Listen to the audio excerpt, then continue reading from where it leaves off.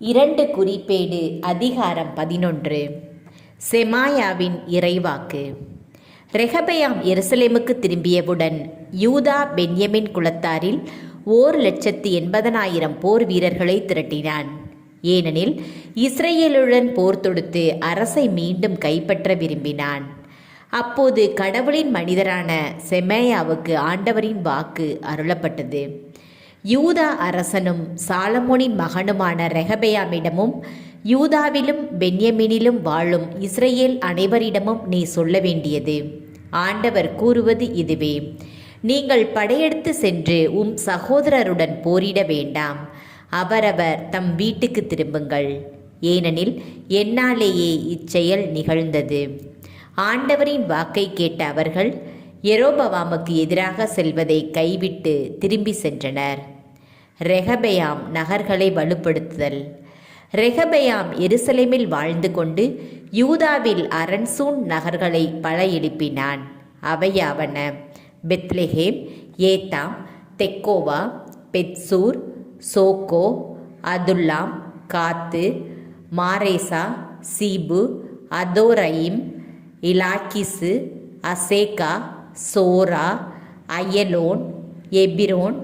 இவையே யூதாவிலும் பென்யமீனிலும் கட்டப்பட்ட அரண்சூழ் நகர்கள். அவன் நகர்கோட்டைகளை வலுப்படுத்தி அவற்றுக்கு தளபதிகளை நியமித்தான்.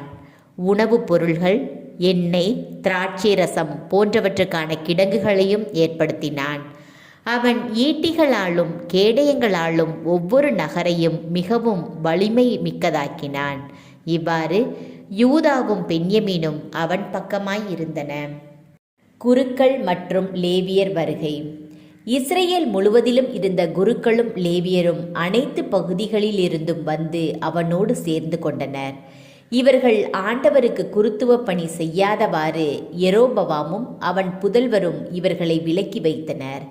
எனவே இவர்கள் தங்கள் மேய்ச்சல் நிலங்களையும் உடைமைகளையும் விட்டுவிட்டு யூதாவுக்கும் எருசலேமுக்கும் திரும்பிச் சென்றனர். ஏனெனில் யெரொபெயாம் தன் தொழுகை மேடுகளுக்கும் தான் செய்திருந்த ஆட்டு கன்றுக்குட்டி சிலைகளுக்கும் தானே குருக்களை நியமித்தான். அந்த லேவியரை தொடர்ந்து இஸ்ரேலின் எல்லா குலங்களிலிருந்தும் தம் கடவுளாம் ஆண்டவரை முழு இதயத்தோடு வழிபட விரும்பியோர் தம் மூதாதையரின் கடவுளாம் ஆண்டவருக்கு பலி செலுத்த எருசலேமுக்கு வந்தனர். இவ்வாறு அவர்கள் யூதா அரசையும் சாலமோன் மகன் ரெகபெயாம் ஆட்சியையும் 3 ஆண்டுகள் உறுதிப்படுத்தினர். ஏனெனில் அவர்கள் தாவீது சாலமோன் நடந்த வழியில் 3 ஆண்டுகளே வாழ்ந்தனர். ரெகபெயாமின் குடும்பம். பின்பு ரெகபெயாம் தாவீதின் மகன் எரிமோத்துக்கும் ஈசாயின் பேத்தியும் எலியாவின் மகளுமான அபிகயிலுக்கு பிறந்த மகலாத்து என்பவளை மணந்து கொண்டான். அவள் அவனுக்கு எயூசு, செமரியா, சாகாம் என்ற புதல்வர்களை பெற்றெடுத்தாள். அடுத்து அவன் அப்சலோமின் மகள் மாக்காவை மணந்து கொண்டான். அவள் அவனுக்கு அபியா, அத்தாய், சீசா, செலோமித்து ஆகியோரை பெற்றெடுத்தாள். ரெகபெயாம் 18 மனைவியரையும் 60 வப்பாட்டியரையும் கொண்டிருந்தான். இவர்கள் மூலம் 28 புதல்வரையும் 60 புதல்வியரையும் பெற்றான். ஆனால் மற்ற எல்லா மனைவியர் வப்பாட்டியரையும் விட அப்சலோம் மகள் மாக்காவிடம் அவன் மிகுதியாக அன்பு பாராட்டினான்.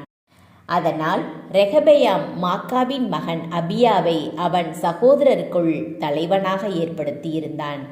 இவனையே அரசனாக்கவும் அவன் எண்ணியிருந்தான். அவன் முன்மதியோடு தன் மற்றெல்லா புதல்வரையும் யூதா பென்யமின் நாடுகள் முழுவதிலும் உள்ள அரண்சூழ் நகர்களுக்கு பிரித்தனுப்பினான்.